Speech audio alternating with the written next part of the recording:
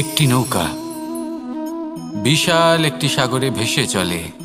কখনো যাত্রীদের বা কখনো বিশাল বস্তুকে নিজের সাথে বহন করে নিয়ে চলে, এক স্থান থেকে অন্য স্থানে পৌঁছে দেয়।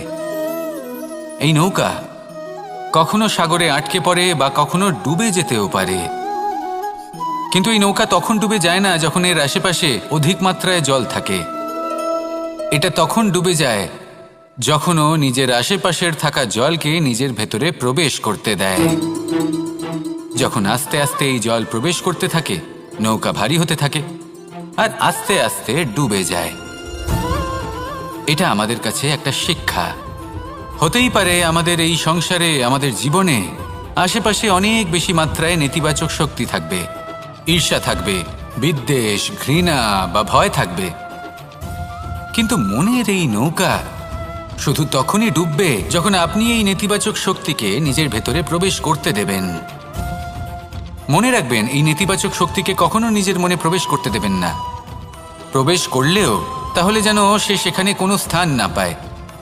শুধু এই বিষয়টা খেয়াল রাখলে আপনার মনের এই নৌকা জীবনের এই সাগরে সব সময় ভেসে থাকবে, আর এই মন প্রসন্ন হয়ে বলবে, রাধা রাধা। আমরা আমাদের জীবনের লক্ষ্য প্রাপ্ত করার জন্য কি না করে থাকি। আমরা ভাবনা চিন্তা করে থাকি, কত জ্ঞান অর্জন করে থাকি, তারপরে আমরা পরিকল্পনা করি আর প্রচেষ্টা করি। এবার প্রথম চেষ্টাতেই সাফল্য লাভ করব সেটা নাও হতে পারে, বরং ইতিহাস সাক্ষী যে প্রথমবার প্রচেষ্টা করে সাফল্য লাভ করার সম্ভাবনা অত্যন্ত কম। আর যে কোনো সফল ব্যক্তিকে দেখুন, আপনি বুঝবেন সেই ব্যক্তি বারবার প্রচেষ্টা করে, চেষ্টা করা থামায় না, তবেই সেই ব্যক্তি একদিন সাফল্য লাভ করেন। সেই জন্য আপনিও প্রচেষ্টা করা কখনো বন্ধ করবেন না, করতেই থাকুন। যখন আপনি প্রথমবার প্রচেষ্টা করেন তখন আপনি একা থাকেন, কিন্তু যখন আপনি দ্বিতীয়বার প্রচেষ্টা করেন তখন আপনার সাথে কিছু বিগত প্রচেষ্টার অভিজ্ঞতা থাকে। চেষ্টা করতে থাকুন, সাফল্য আপনার কাছে আসতেই চলেছে। আসুন আমার সাথে ভালোবেসে বলুন, রাধা রাধা। আপনারা সবাই একটা গাছের পাতাকে দেখুন, যতক্ষণ পর্যন্ত ও গাছের সাথে মানে গাছের ডালের সাথে জুড়ে থাকে সে সবুজ থাকে, বাতাসের সাথে সে নড়তে থাকে। যতক্ষণ পর্যন্ত ও সূর্য থেকে পাওয়া রশ্মির শক্তি গাছে পৌঁছে দেয় ততক্ষণ ও ডালের সাথে যুক্ত থাকে, কিন্তু যখন সেই পাতা শুকিয়ে যায় তখন তার কোনো গুরুত্ব থাকে না। সেই পাতা গাছের ডালে এবং বৃক্ষের কাছে বোঝা হয়ে থেকে যায়, এবং এমন এক সময় আসে যখন সেই ডালটি শুকনো সেই পাতাকে পরিত্যাগ করে। এটাই আমরা এই প্রকৃতিতে দেখি এবং এটাই হলো সত্য। আর এটাই আমাদের জীবনে খুব বড় একটা শিক্ষা। যদি আপনিও নিজের জীবনে নিজের আপনজনদের কাছে বোঝা স্বরূপ হয়ে দাঁড়ান, তাহলে তারা আপনাকে যতই ভালোবাসুক না কেন, ওনারা যদি নাও চান তাহলেও এমন এক দিন আসবে যখন আপনার আপনজন আপনাকে পরিত্যাগ করবে। সেই জন্য সবসময় আত্মনির্ভর হয়ে ওঠার চেষ্টা করুন, নিরন্তর পরিশ্রম করতে থাকুন, কারোর উপর বোঝা হয়ে থাকবেন না, বরং তার সাথে মিলে দায়িত্ব পালন করুন। এমনটা করবেন তাহলে আপনার সম্মানও বজায় থাকবে এবং সম্পর্কের মধ্যে আপনার মূল্যও বজায় থাকবে। আসুন আর আমার সাথে ভালোবেসে বলুন, রাধা রাধা। আমাদের মধ্যে এমন অনেক মানুষ আছেন যারা বই পড়তে পছন্দ করেন, অনেক মানুষ আছেন যারা ভিন্ন ভিন্ন রকমের কাহিনী পড়েন। এবার পড়তে পড়তে মাঝে এমন একটা অধ্যায় অবশ্যই আসে যা আমাদের হৃদয় স্পর্শ করে যায়। আমরা হৃদয় যন্ত্রণা অনুভব করি, তাও আমরা সেই কাহিনী শেষ পর্যন্ত পড়ি এবং তখন আমরা বুঝতে পারি যে সেই যন্ত্রণাময় অধ্যায়টি কেন এসেছিল, তার থেকে আমরা কি শিক্ষা পেলাম, এবং আমরা অবশেষে লক্ষ্যেও পৌঁছলাম। কিন্তু যদি সেই যন্ত্রণাদায়ক অধ্যায়টিতে আপনি থেমে যান, আপনি যদি এটা ভাবেন যে আমি আর পড়তে পারবো না, তাহলে আপনি জানতেও পারবেন না যে পরবর্তীতে কি হতে চলেছে। এই মন দুঃখে ভরে উঠবে, মনে প্রশ্ন আসতেই থাকে যার উত্তর আমরা পাই না, নিজেদের লক্ষ্য বুঝতেই পারি না। এইভাবেই আমাদের জীবনেও যদি এমন কিছু হয় যা অত্যন্ত দুঃখজনক, যদি এমন কোনো কঠিন অধ্যায় আপনার জীবনে আসে, থামবেন না। তাহলে আপনার জীবনের কাহিনীর একটি যন্ত্রণাদায়ক দুঃখজনক অধ্যায় মাত্র। শেষ পর্যন্ত এই কাহিনীতে টিকে থাকুন, কর্ম করতে থাকুন, আপনি বুঝতে পেরে যাবেন যে এই কঠিন পরিস্থিতি আপনার জীবনে কেন এসেছিল। আপনি শিক্ষাও লাভ করবেন এবং লক্ষ্যও লাভ করবেন। আসুন আমার সাথে ভালোবেসে বলুন, রাধা রাধা। মুক্তোর এই মালা দেখতে কত সুন্দর হয়, তাই না? যিনি ধারণ করেন তাকেও এটা শীতলতা প্রদান করে, আর যে ব্যক্তি দেখে তার চোখও এই দৃশ্য দেখে শান্তি উপলব্ধি করে। কিন্তু ভাবুন, যদি এমন কিছু হয় যে সুতো দ্বারা এই মুক্তোর মালা তৈরি হয়েছে সেটা কেউ ছিঁড়ে দেয়, তাহলে এই মুক্তোর মালা ছিঁড়ে যাবে আর সমস্ত মুক্তো মাটিতে পড়ে যাবে, ছড়িয়ে পড়বে। তখন কি আমরা এটা ভাববো যে এটা তো মাটিতে পড়ে থাকা বস্তু, এটা আমি তুলব না? ভাববো না, তাই না? আমরা নিচু হয়ে একটা মুক্তো কুড়িয়ে নিই এবং আবার এদের সুতোর মধ্যে প্রবেশ করাই। কেন? কারণ এই মুক্তো হলো বহুমূল্য। এতে কোনো সন্দেহ নেই যে এই মুক্তো হলো বহুমূল্য। কিন্তু এর থেকেও অনেক বেশি বহুমূল্য হলো আমাদের জীবনে আমাদের সম্পর্ক, আমাদের বন্ধু বান্ধব। এই সম্পর্কেও কখনো কখনো বিবাদ হয়, মনোমালিন্য হয়, এগুলোও ছড়িয়ে যায়। আর সেই সময় এই মুক্তোর মতোই নত হয়ে আমাদের এই সম্পর্কগুলিকে হাতে তুলতে হবে, এদের জুড়তে হবে, এদের আগলে রাখতে হবে, কারণ এদের থেকে বহুমূল্য আর কিছুই নেই।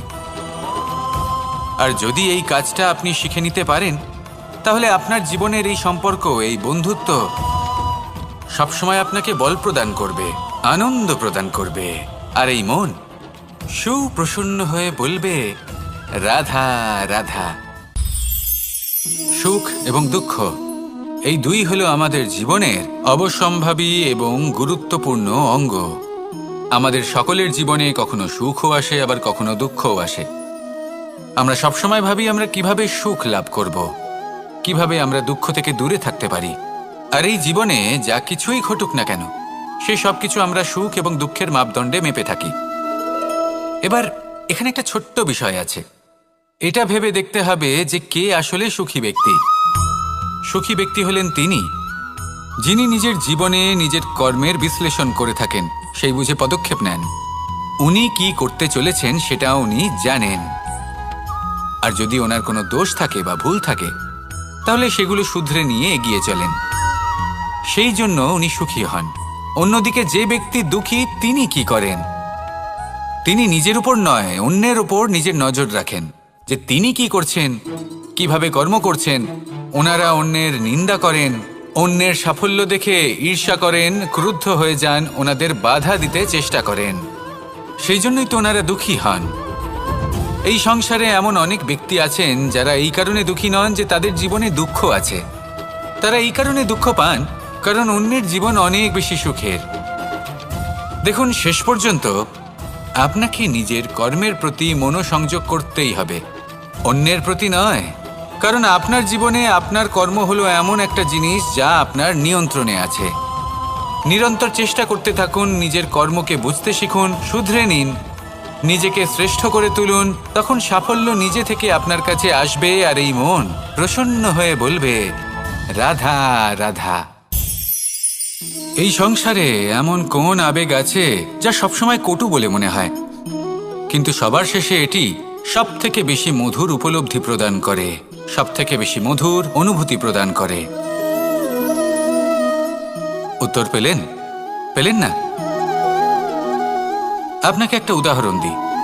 যখন মাতা সীতাকে অপহরণ করা হয়েছিল, তখন শ্রীরাম অপেক্ষা করেছিলেন 4 মাস পর্যন্ত। উনি খুঁজতে চেয়েছিলেন, কিন্তু উনি ওনার খোঁজ বন্ধ রেখেছিলেন। কল্পনা করে দেখুন ওনার কতটা যন্ত্রণা হয়েছিল। উনি শুধু অপেক্ষা করছিলেন, কারণ তখন বর্ষা ছিল। অনেক দিন পর্যন্ত সূর্যের আলো দেখা যায়নি। উনি জানতেন এরকম সময় বানর সেনার পক্ষে বনের মধ্যে পথ খোঁজা খুবই কঠিন কাজ হবে, সাগর পার করা অত্যন্ত কঠিন হয়ে দাঁড়াবে। তারা হয়তো বনের মধ্যে পথ হারিয়ে ফেলবে। উনি অপেক্ষা করলেন, আর এই অপেক্ষার ফল হিসেবে উনি কি লাভ করলেন? সাগরে সেতু নির্মাণ করলেন এবং মাতা সীতাকে সসম্মানে আবার ফিরিয়ে আনলেন। যদি শ্রীরাম অপেক্ষা না করতেন তাহলে হয়তো এই সব কিছু কখনোই সম্ভব হতো না। এটাই হলো শক্তি ধৈর্যের। এটাই হলো আমাদের কাছে শিক্ষা। এই ধৈর্যই প্রত্যেকবার আমাদের অত্যন্ত কঠিন বলে মনে হয়। ধৈর্য ধরা অত্যন্ত কঠিন, কিন্তু অবশেষে এটাই সব থেকে শ্রেষ্ঠ ফল দান করে, সব থেকে মধুর উপলব্ধি, সব থেকে মধুর অনুভূতি প্রদান করে।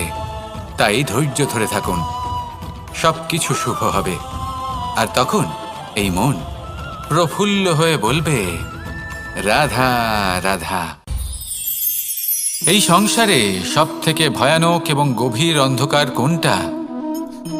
সেটা যখন মেঘ সূর্যকে ঢেকে দেয় এবং সংসার অন্ধকারাচ্ছন্ন হয়ে ওঠে, নাকি তখন যখন সূর্যাস্তের সময় ঘনিয়ে আসে, সূর্য ঢলে যায় এবং এই সংসারে অন্ধকার ছেয়ে যায়, নাকি সেই অমাবস্যার রাত্রি যখন চতুর্দিকে ঘন অন্ধকার থাকে এবং চন্দ্রমার প্রকাশ কোথাও থাকে না?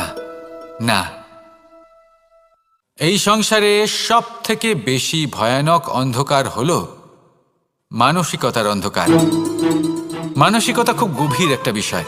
এই মানসিকতাই সত্যের রূপ ধারণ করে এবং আমাদের এই মানসিকতা এবং বিবেকে একটা সূর্য থাকে। যদি আমরা এটা জীবন থেকে বের করে ফেলি, তাহলে নিরাশা, হতাশা, অসফলতা এর এমন এক ঘন অন্ধকারে আমরা ফেসে যাব যে তার থেকে বাইরে বের হওয়া প্রায় অসম্ভব ব্যাপার হয়ে দাঁড়াবে। বড়ই কঠিন হয় সেই সময়। সেই জন্য ইতিবাচক মনোভাব থাকা খুব প্রয়োজনীয়।